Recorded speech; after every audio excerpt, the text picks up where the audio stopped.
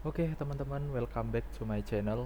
Oke, pada video kali ini kita akan belajar bersama bagaimana sih cara koneksi antara database kita dengan Visual Studio. Di sini teman-teman boleh menggunakan Visual Studio 2010 ke atas ya, teman-teman.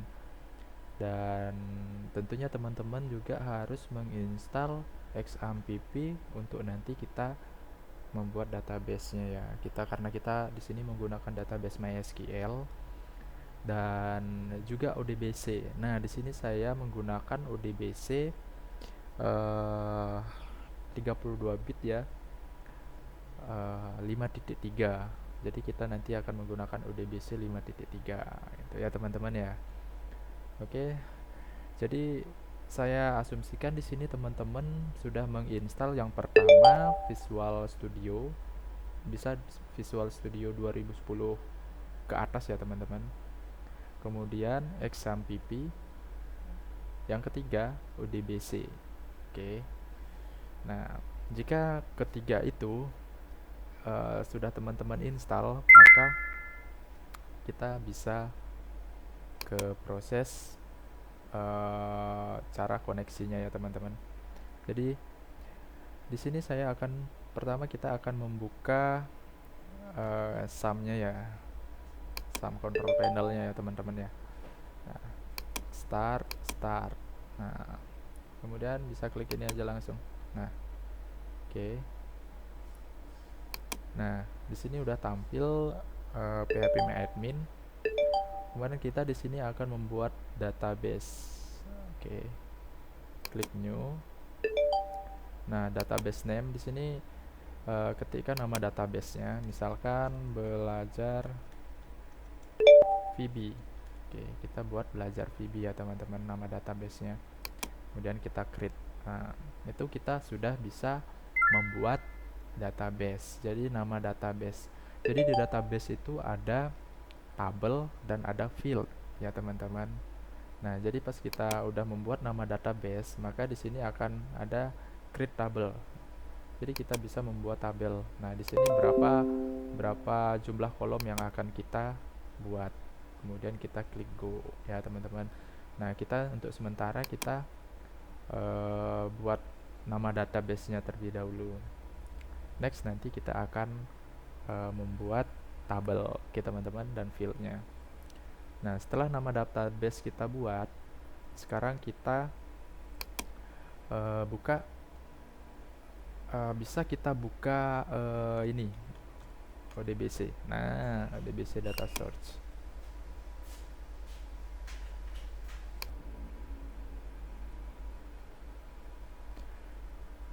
Nah, setelah kita buka ODBC data source-nya, kemudian kita klik add. Nah, klik add. Nah, cari yang ini, MySQL ODBC 5.3 ANSI driver. Oke, saya menggunakan yang ANSI driver ya, teman-teman ya. Oke, finish. Di sini boleh kita ketikkan belajar VB. Kemudian usernya root. Nah, ini root ini masih bawaan dari ini ya, masih bawaan dari privilege atau hak akses ini ya. Kita pakai root. Nih, root localhost ini ya, teman-teman ya. Oke. Root. Nah, misalkan kalau koneksinya berhasil, maka di sini akan tampil list nama-nama database-nya. Nih. Sama ya, teman-teman ya. Oke. Karena kita akan membuat belajar VB ini sebagai database, maka kita pilih ini. Oke, connection success. Oke. Nah, di sini kita sudah berhasil mengkoneksikan atau membuat koneksi antar ODBC kita dengan database kita ya, teman-teman. Nah, kemudian sekarang kita buka Visual Studio. Nah, saya menggunakan Visual Studio 2017. Oke. Nah, kemudian create new project. Oke. Pilih di sini Visual Basic. Kemudian Windows, Form AppNet Web Framework. Oke.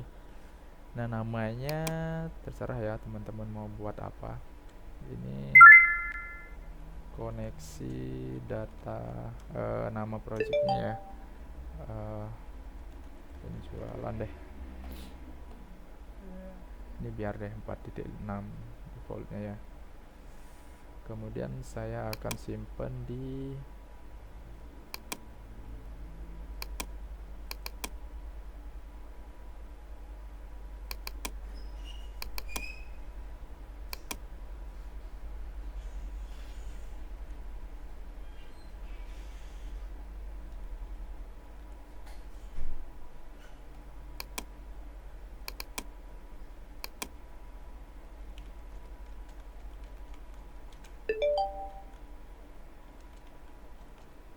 Oke, kita buatin gini ya teman-teman. Nah, kita simpan di sini.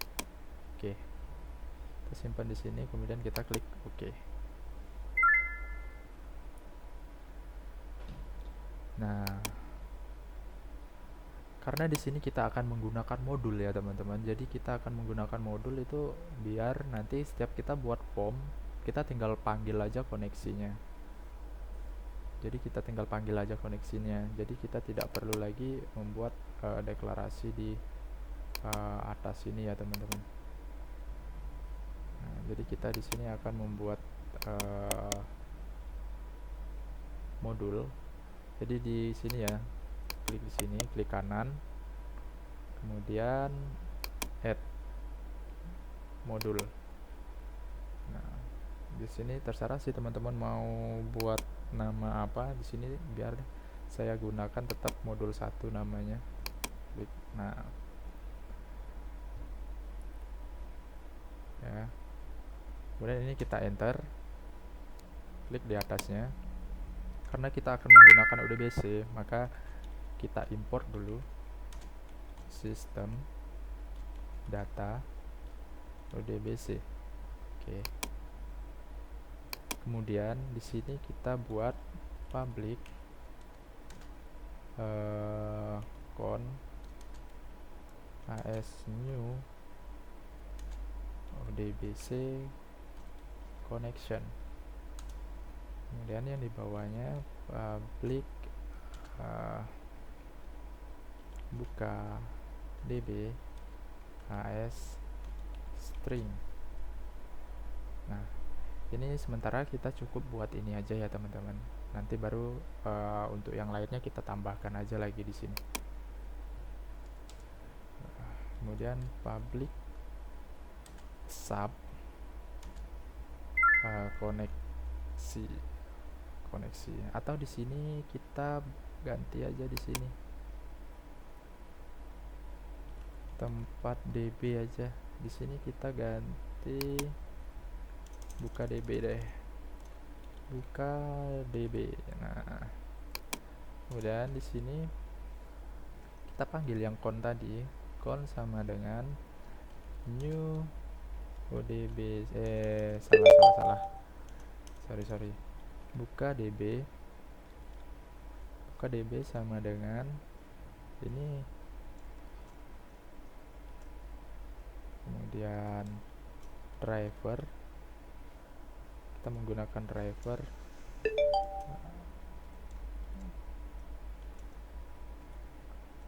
odbc 5 mysql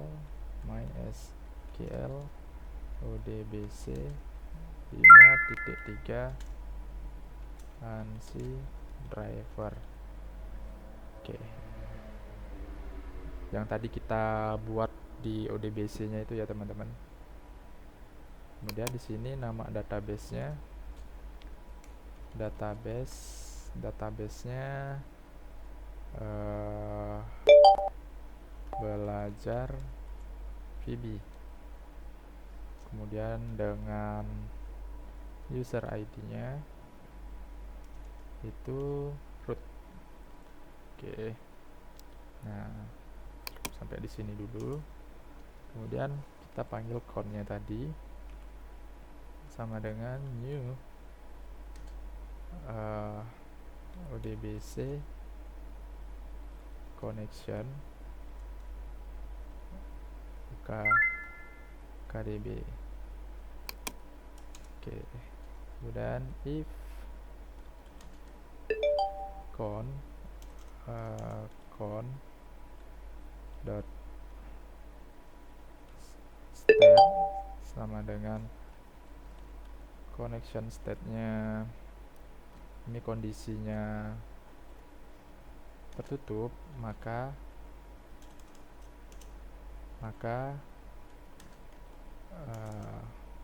connya ini kita buka message box koneksi database berhasil. Oke. Koneksi database berhasil. Nah, di sini saya senang menggunakan trace ya, teman-teman. Jadi ini kita cut aja, paste di sini. Nah, jika koneksinya berhasil, maka dia akan muncul pesan ini. Jika koneksinya gagal, maka dia akan muncul pesan ini. Message box koneksi database gagal. Oke. Koneksi database gagal. Oke, gini ya teman-teman. Nah, setelah kita selesai membuat modul nih, di modulnya kita buka lagi nih yang form 1 desainnya. Kita tambahkan dulu button aja deh, tes koneksi, tes koneksi. Nah, setelah itu ini kita double klik. Setelah double klik di sini kita panggil aja buka DB ya, buka DB. Nah, jadi kita tinggal panggil aja nih koneksinya ini, karena kita udah buat modulnya ini. Kita tinggal panggil aja ini buka DB di sini. Oke teman-teman ya. Nah, coba kita run. Oh, ada gagal, error. Di sini kita lihat errornya, target assignment exposed.